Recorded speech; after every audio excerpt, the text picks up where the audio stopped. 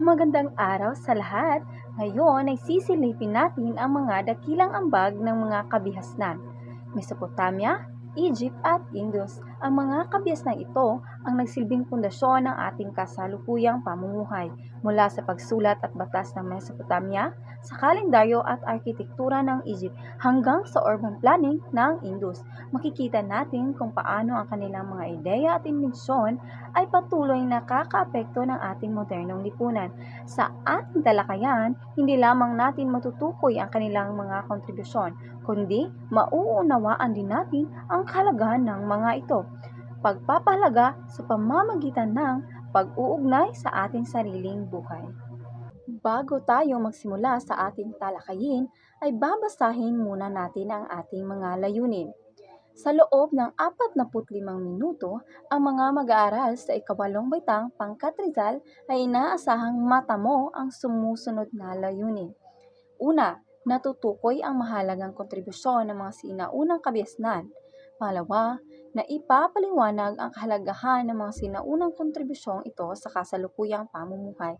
At ang pangatlo, na ipapakita ang pagpapahalaga sa mga ambag ng sinaunang kabihasnan sa pamamagitan ng pag-uugnay nito sa sariling buhay.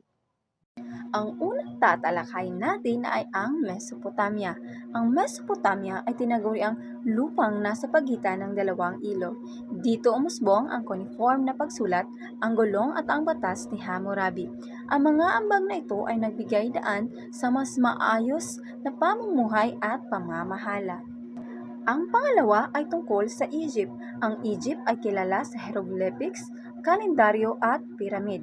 Ang kanilang arkitektura at sistema ng panahon ay patunay ng mataas na antas ng kaalaman at organisasyon. Hanggang ngayon, ginagamit pa rin natin ang konsepto ng kalendaryo at arkitektura sa modernong lipunan.